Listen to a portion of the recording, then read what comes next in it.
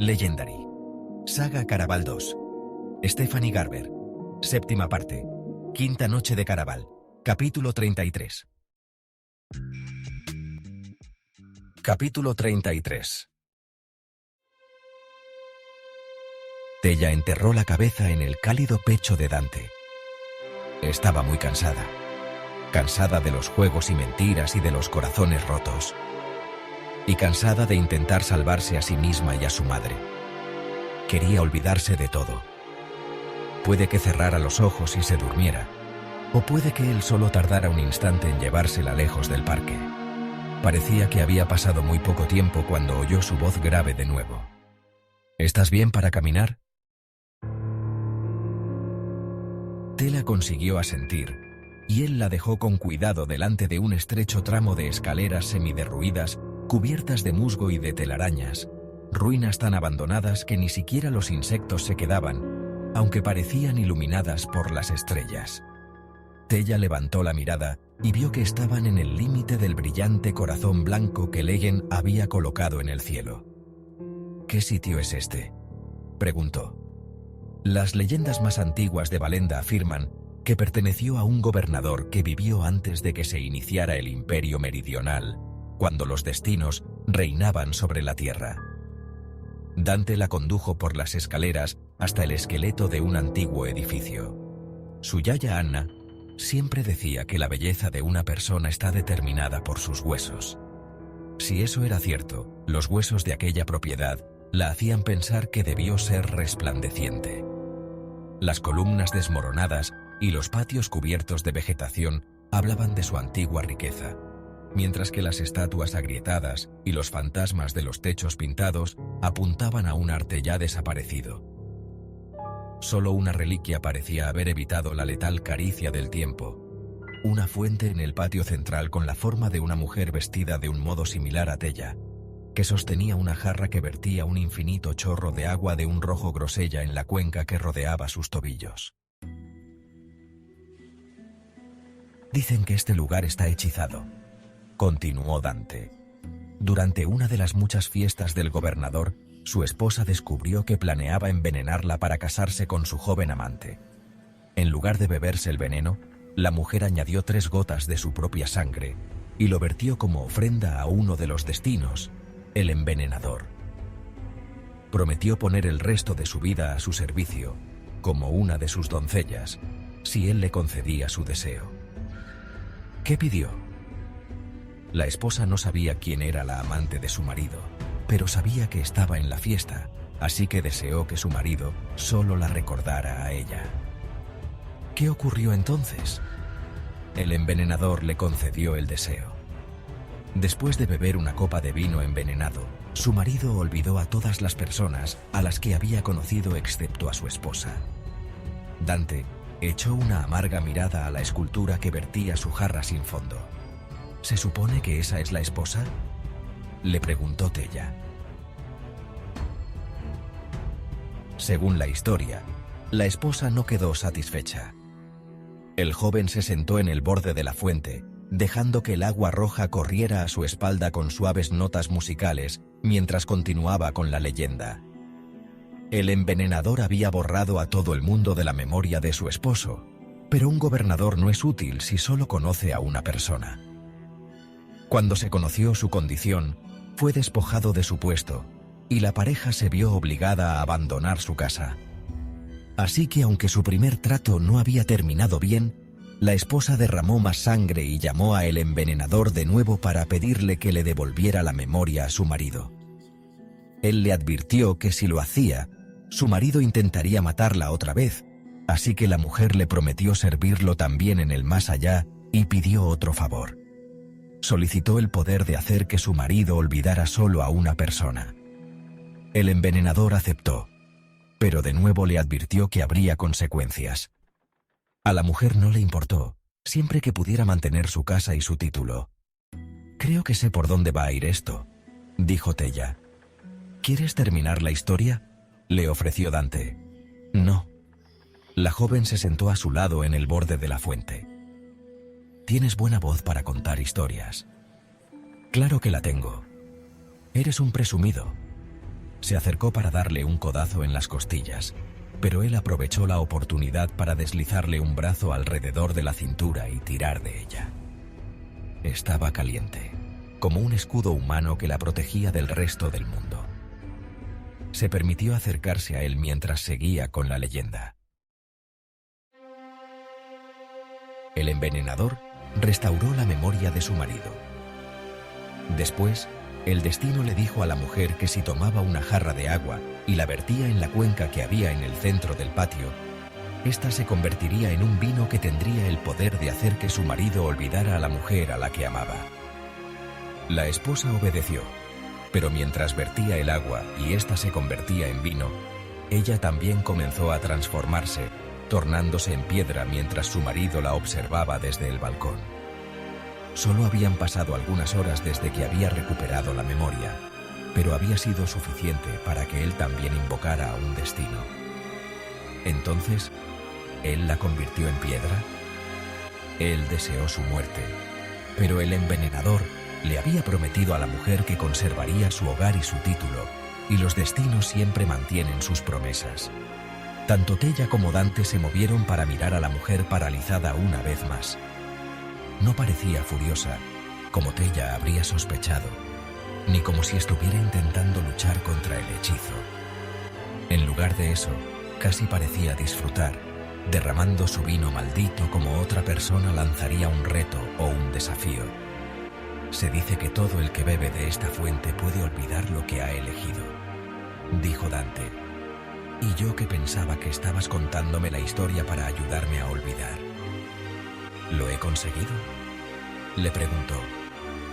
Por un minuto, admitió, pero por desgracia, aquel momento ya había pasado. Tella hundió el dedo en la fuente, y sus aguas lo cubrieron con sus ondas de amargo Borgoña. Habría sido muy fácil meterse el dedo en la boca, cerrar los ojos y borrar lo que su madre había dicho y hecho. Sin embargo, aunque creía que la trágica leyenda de Dante era real, no estaba segura de querer olvidar. Dejó caer la mano, manchando el blanco de su peplo con el vino maldito. ¿Sabes qué es lo más triste? Que debería haberlo sabido. Estaba advertida, dijo Tella. Cuando era niña, leí mi futuro. Aparecía el príncipe de corazones, así que durante casi toda mi vida he sabido que estaba destinada a sufrir un amor no correspondido. Nunca me permití acercarme a nadie, excepto a mi hermana, por miedo a que me rompieran el corazón. Nunca se me ocurrió que de quien tenía que protegerme en realidad era de mi propia madre. La joven tosió, y la tos sonó como un sollozo y como una risa herida. Parece que la gente que dice que no es posible cambiar el destino tiene razón. Yo no lo creo, dijo Dante. Entonces, ¿qué crees? El destino es solo una idea, pero pienso que creyendo en ella la convertimos en algo más. Tú acabas de decir que evitaste el amor porque creías que no formaría parte de tu futuro, y así ha sido. Esa no fue la única carta que levanté. También salió la doncella de la muerte y, poco después, mi madre desapareció. Solo una coincidencia.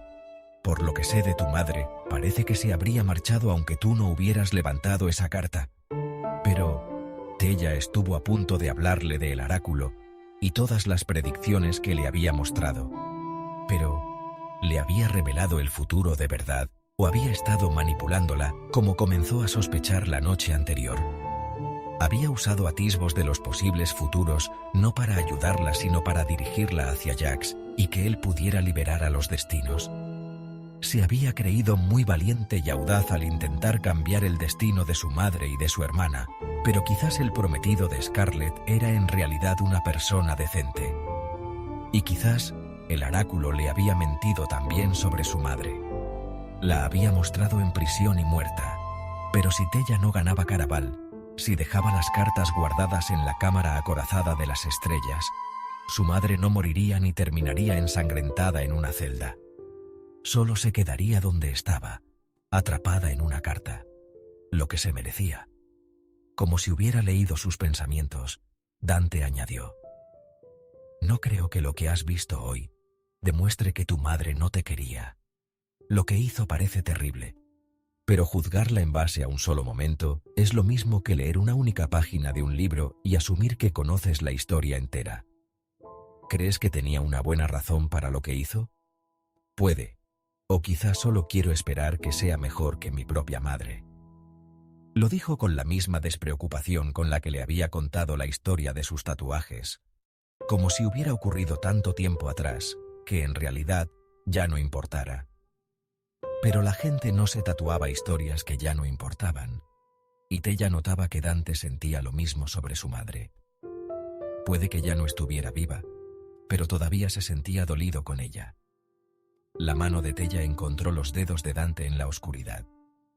En alguna parte, en el espacio entre el templo de las estrellas y aquel lugar maldito, algo había cambiado entre ellos. Antes, su relación había sido como Caraval, le había parecido un juego. Pero en el momento en el que la soltó en las escaleras de aquellas ruinas, tuvo la sensación de que se adentraban en el mundo real. Cuando le hizo la siguiente pregunta, no fue porque intentara descubrir si era Legend. Si acaso, esperaba desesperadamente que no lo fuera. ¿Qué te hizo tu madre? Supongo que podríamos decir que me abandonó con los del circo. ¿Estás hablando de Caraval? Entonces no era Caraval, solo un grupo de artistas sin talento que vivían en tiendas y viajaban por todo el continente. A la gente le gustaba decir que mi madre solo hizo lo que creía que era mejor para mí.